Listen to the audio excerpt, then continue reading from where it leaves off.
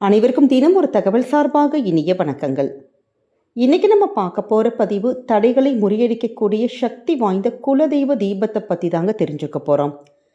ஒரு குடும்பத்துல குலதெய்வத்தினுடைய அருள் இருந்தாதான் மற்ற தெய்வத்துடைய அருளை நமக்கு பெற முடியும்.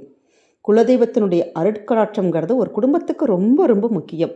நிறைய வீடுகளில் பல வருஷங்களாக நாங்கள் குலதெய்வத்தை கும்பிடவே இல்லை. எங்கள் குலதெய்வம் யாருன்னே எங்களுக்கு தெரியாதம்மா, எங்கள் குடும்பத்தில் அது மாதிரி பழக்கங்களே இல்லை. இல்லாட்டி குலதெய்வம் எங்களுக்கு தெரியும், ஆனால் நாங்கள் இதுவரைக்கும் கோவிலுக்கெலாம் நாங்கள் போய் வழிபட்டதே இல்லை. அப்படி எத்தனையோ பேர் நம்ம சொல்லி நம்ம கேள்விப்பட்டிருக்கோம் பார்த்தீங்களா. அப்படி நம்ம இருக்கவே கூடாதுங்க. ஏன்னா குடும்பத்தில் இருக்கக்கூடிய எப்படிப்பட்ட கஷ்டத்தையும் நிவர்த்தி செய்யக்கூடிய சக்தி அந்த முதல் தெய்வம் யாருக்கு இருக்குதுன்னு கேட்டிங்கன்னா குலதெய்வத்துக்கு மட்டும்தான் இருக்குது.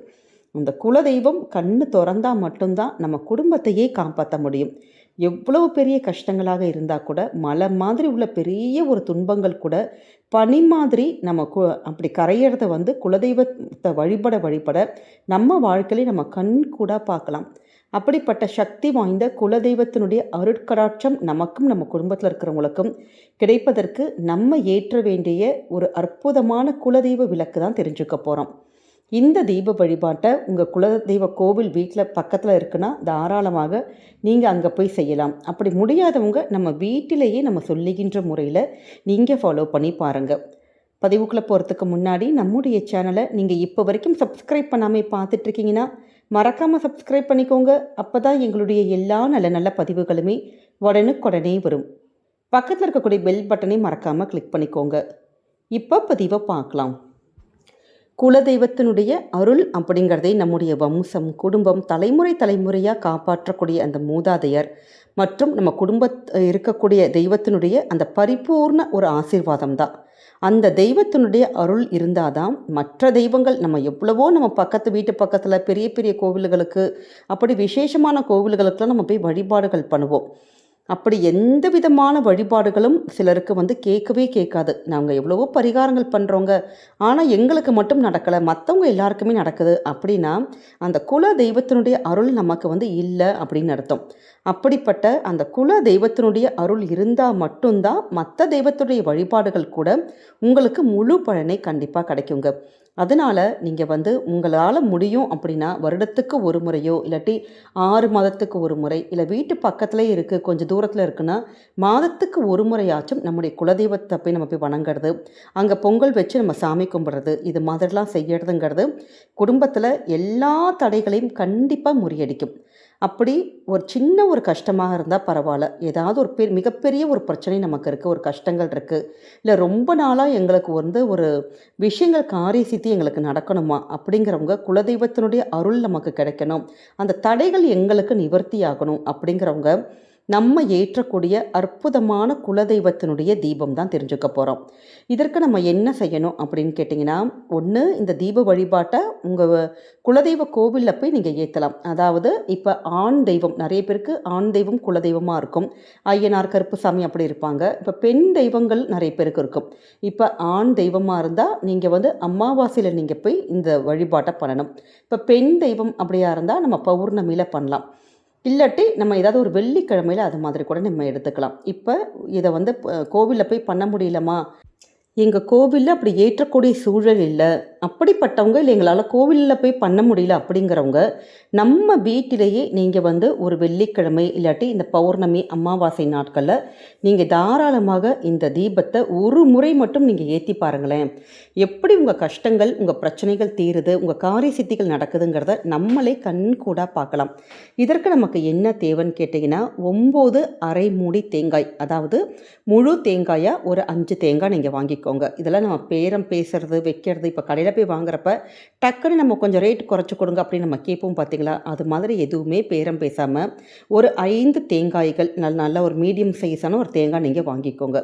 அந்த 5 தேங்காயை நம்ம சரிப்பாதையாக உடைச்சா மொத்தம் 10 மூடி வரும். அந்த ஒரு அரை மூடி மட்டும் தனியாக எடுத்து வச்சுட்டு பாக்கி 9 அரை மூடிகள் இருக்கும் பார்த்தீங்களா, இதில் நம்ம 9 தீபங்கள் தான் நம்ம ஏற்ற போகிறோம். எப்பயுமே இந்த ஆன்மீகத்தில் நமக்கு 9 அப்படிங்கிற எண்ணுக்கு ஒரு தனி விசேஷம் இருக்குது. இந்த எண் ஒரு முழு முழுமையை குறிக்குது. ஒரு நவகிரகத்தினுடைய அந்த ஒரு அருளும் நமக்கு குறிக்குது. நமக்கே தெரியாமல் நம்ம குடும்பத்தில் ஏதாவது ஒரு தோஷங்கள் இருக்குது, ஒரு பரம்பரை தோஷங்கள் இருக்குது, இல்லை தெரியாமல் ஏதாவது ஒரு தவறுகள் பண்ணியிருந்தா கூட இந்த குலதெய்வத்தினுடைய அருள் நமக்கு கிடைக்காம இருக்கும். அப்படி அந்த ஒரு தோஷங்களை எல்லாம் கூட நிவர்த்தி செய்வது தான் இந்த தீபம். இப்போ நம்ம இந்த தீபம் எப்படி ஏற்றணும்னு கேட்டிங்கன்னா, ஒரு பெரிய ஒரு தாம்பாளம் எடுத்துக்கலாம், இல்லாட்டி நீங்கள் வந்து ஒரு பெரிய ஒரு வாழை இலை மாதிரி வாங்கிக்கலாம். அந்த வாழை இலையில் முழுசாக நம்ம பச்சரிசி மட்டும் நீங்கள் பரப்பிட்டு இந்த தேங்காய் மூடியில் நல்லா வந்து கரெக்டாக சரிபாதையை நம்ம உடச்சிட்டு, ஏன்னா வந்து நமக்கு வந்து அந்த தேங்காய் மூடியோட அடிப்பாகம் இருக்குது பார்த்தீங்களா, இதில் வந்து முழுக்க முழுக்க அதாவது ஓடே தெரியாத மாதிரி ஃபுல்லாக வந்து மஞ்சள் பூசணும். மஞ்சள் பூசிட்டு குங்குமம் போட்டு அந்த தேங்காய்க்கு நம்ம வைக்கணும். அப்படி இந்த தாம்பாளம் இல்லாட்டி வாழை இலையில் பச்சரிசி பரப்பிட்டு 9 மூடிகளையும் நீங்கள் நல்லா வரிசையாக வச்சுட்டு நெய் விட்டு இந்த தீப வழிபாட்டை நம்ம பண்ணணும். நல்லா பஞ்சத்திரி போட்டு தீபங்கள் ஏற்றணும். இப்போ நம்ம வந்து அதாவது அந்த தேங்காய் மூடி கீழே விழுகாத மாதிரி நீங்கள் கரெக்டாக அந்த அரிசி மேலே நீங்கள் நம்ம வச்சுக்கணும். இதை மட்டும் நீங்கள் நோட் பண்ணிக்கோங்க. ஏன்னா சில தேங்காய் மூடி கரெக்டாக இல்லாமல் நமக்கு வந்து டக்குன்னு வந்து அப்படி ஸ்கிப் ஆகும் பார்த்தீங்களா, அது மாதிரி இல்லாமல் நம்ம வைக்கிறப்பே பக்குவமாக நம்ம வச்சுட்டா உங்களுக்கு கரெக்டாக ஏதுவாக இருக்கும். அப்படி இந்த தீபமானது கிழக்கு இல்லாட்டி வடக்கு நோக்கி இந்த தீபத்தை ஏற்றணும். வீட்டில் ஏற்றுறப்ப நம்ம வீட்டில் குலதெய்வம் படம் இருக்குதுன்னா அந்த படத்துக்கு முன்னாடி இந்த தீப வழிபாட்டை பண்ணணும். படத்துக்கு மஞ்சள் குங்குமம்லாம் வச்சுட்டு நீங்கள் வந்து நல்ல பூக்கள்லாம் வச்சுட்டு அப்படி வாழை இலை பரப்பி இல்லாட்டி தாம்பாளம் பரப்பி இந்த அரிசி பரப்பி இப்படி இந்த தீப வழிபாட்டை நம்ம பண்ணணும். இந்த தீபத்தை ஏற்றுறப்ப நல்ல மனசார உங்களுக்கு என்ன காரியங்கள் உங்களுக்கு நடக்கணுமோ அந்த விஷயத்தை மனமுருகி எங்களுக்கு உங்களுடைய அருட்கடாட்சம் வேணும் அப்படின்னு சொல்லிட்டு உங்களுடைய குல தெய்வத்தினுடைய பெயரை நீங்கள் உச்சரிக்கணும். இப்போ குலதெய்வம் பெயர் தெரியாதவங்க ஓம் குலதெய்வதாயை நமக அப்படிங்கிற மந்திரத்தை எவ்வளவு முறை வேணாலுமே இந்த தீபம் நம்ம ஏற்றுறப்ப நம்ம சொல்கிறதுங்கிறது ரொம்ப ரொம்ப விசேஷம். தீபம் வந்து தானாகவே அப்படி மலையேறட்டும். நம்ம முடித்ததுக்கப்புறம் இந்த பூஜை வழிபாடுகள் எல்லாம் நம்ம பண்ணதுக்கப்புறமேட்டு நம்ம என்ன செய்யணும்னு கேட்டிங்கன்னா, அந்த தேங்காய் மூடி இருக்குது பார்த்தீங்களா, அந்த தேங்காய் மூடியை வந்து நம்ம பசுமாட்டுக்கு ஏதாவது உணவாக தானமாக பண்ணிடலாம். அதாவது எப்படி இந்த அரை மூடியை அப்படியே கொடுத்தா பசுமாடுகள் சாப்பிடாது. அப்போ அந்த அரை மூடியை நம்ம வந்து நல்லா ஃபுல்லாக தேங்காவை எல்லாமே திருவிட்டு அந்த வெறும் தேங்காய் கொடுத்தாலும் பசுமாட்டுக்கு கொஞ்சம் டைஜஷன் ஆகாது. அப்படி இருக்கிறப்ப கொஞ்சம் பச்சரிசி நல்லா ஊற வச்சுக்கோங்க. அதோடு கூட கொஞ்சமாக இனிப்பு வெல்லம் ஏதாவது ஒன்று கலந்துட்டு இந்த தேங்காய் பூவையும் நீங்கள் கலந்துட்டிங்கன்னா அப்படி நீங்கள் மாடுகளுக்கு நீங்கள் கொடுக்குறப்ப நமக்கு வந்து மிகப்பெரிய ஒரு புண்ணிய பலனை நிச்சயமாக கொடுக்குங்க. அதோடு கூட வாழைப்பழம் கொடுக்கலாம், இல்லை வேறு ஏதாவது தீவனங்கள் இப்படி நம்ம சேர்த்து கொடுக்கலாம். ஆனால் ஆக மொத்தம் நம்ம பண்ண பூஜையுடைய அந்த தேங்காய் மூடி அன்றைய நாளே நீங்கள் வந்து மாடுகளுக்கு வந்து நம்ம உணவாக கொடுத்துடணும். இப்படி நம்ம செய்வதன் மூலமாக கண்டிப்பாக உங்கள் குடும்பத்தில் ஏதாவது ஒரு தடைகள் இருக்குது, இல்லை ஒரு குறை இருக்குது அப்படின்னு சொன்னீங்கன்னா நிச்சயம் அந்த ஒரு பிரச்சனைகள் குறைகள் கண்டிப்பாக நமக்கு அந்த குலதெய்வத்தினுடைய அருட்கடாட்சத்தாலே நமக்கு சரியாகும். இந்த வழிபாட்டை எப்போ செய்யலான்னு கேட்டிங்கன்னா, தாராளமாக பிரம்ம முகூர்த்த நேரத்தில் நீங்கள் செய்யலாம். இப்போ கோவில் நட திறந்துருப்பாங்கன்னா அந்த நேரத்தில் தீபங்கள் ஏற்றுறது ரொம்ப விசேஷம். முடியாதவங்க நம்முடைய வீட்டில் நீங்கள் இந்த தீப வழிபாட்டை நீங்கள் பண்ணலாம். பிரம்ம முகூர்த்த நேரம் காலை அல்லது மாலை. காலைனா அதிகபட்சமாக ஒரு 6 to 7 அந்த 7 மணிக்குள்ளே நீங்கள் பண்ணுறது விசேஷம். சாயங்காலம்னா சந்தியா காலம் மேக்ஸிமம் நம்ம ஒரு 6:30 மணிக்குள்ளே இந்த தீப வழிபாட்டை நம்ம வீட்டில் பண்ணிடலாங்க. இந்த தீபமானது நமக்கு வந்து ஏற்றுறதுங்கிறது அவ்வளோ மிகப்பெரிய பலன்கள், நிறைய பலன்கள் கொடுக்கும். ஏதாவது ஒரு பித்திரு தோஷங்கள் இருந்தால் நீங்கும், கண் திருஷ்டி எல்லாம் போகும், திருமணம், குழந்தை பாக்கியம், பணவரவில் ஏதாவது ஒரு பிரச்சனைகள் இருக்குது, ஒரு காரியங்கள் தடைப்பட்டுக்கிட்டே இருக்குன்னா இது எல்லாமே கைகூடும். அதே மாதிரி நம்முடைய கடன் பிரச்சனைகள் எல்லாமே தீர்ந்து நம்முடைய வம்சமானது விருத்தியாகி குடும்பத்தில் பொருளாதார முன்னேற்றங்களும் நல்ல ஒரு குடும்ப ஒற்றுமையும் நிச்சயமாக இருக்குங்க.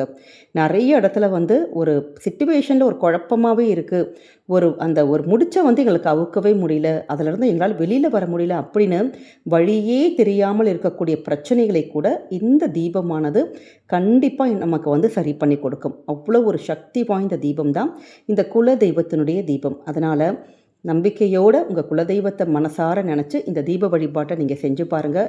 கண்டிப்பாக உங்களுக்கு உங்கள் குலதெய்வத்தினுடைய அருளாலே உங்களுடைய பிரச்சனைகள் எல்லாமே தீர்ந்து வேண்டுதல்கள் எல்லாமே சீக்கிரம் நடப்பதற்கு அந்த அனுகிரகமானது கிடைக்கும். இந்த பதிவானது நிச்சயம் உங்கள் எல்லாருக்கும் பிடிச்சிருக்கும்னு நினைக்கிறவங்க நம்முடைய கமெண்ட் செக்ஷனில் உங்கள் குல தெய்வத்தினுடைய பெயரை மனசார நீங்கள் வந்து கமெண்ட்ஸாக டைப் பண்ணுங்கள். நிச்சயம் குலதெய்வத்தினுடைய அருள் இருந்தால் மட்டும்தான் இது மாதிரியான பதிவுகளை நமக்கு கண்ணில் படும். நமக்கு பிரச்சனையிலேருந்து வருவதற்கு இந்த கடவுளே நமக்கு ஏதோ ஒரு வழி காமிச்சிருக்காரு அப்படிங்கிற ஒரு வெளிச்சமானது நமக்கு கிடைக்கும். அதனால் ரொம்ப ரொம்ப சக்தி வாய்ந்த தீபப்பதிவு நிச்சயம் உங்கள் வீட்டில் செஞ்சு பாருங்கள், இல்லாட்டி கோவிலில் பண்ணி பாருங்கள். உங்களுடைய வாழ்க்கையில் என்றைக்குமே நல்லது மட்டுமே தாங்க நடக்கும். இந்த பதிவானது உங்கள் எல்லாருக்குமே பிடிச்சிருக்கும்னு நினைக்கிறோம். பிடிச்சிருந்தால் மறக்காமல் ஃப்ரெண்ட்ஸ் அண்ட் ஃபேமிலி மெம்பர்ஸ்க்கு ஷேர் பண்ணுங்கள். அவங்களும் இதை பார்த்து பயன்பெறட்டும். நம்முடைய சேனலை நீங்கள் இப்போ வரைக்கும் சப்ஸ்கிரைப் பண்ணாமல் ஃபாலோ பண்ணாமல் பார்த்துட்ருக்கீங்கன்னா மறக்காமல் சப்ஸ்கிரைப் பண்ணிக்கோங்க. மீண்டும் வேறொரு நல்ல பதிவில் உங்களை சந்திக்கிறோம். நன்றி, வணக்கம்.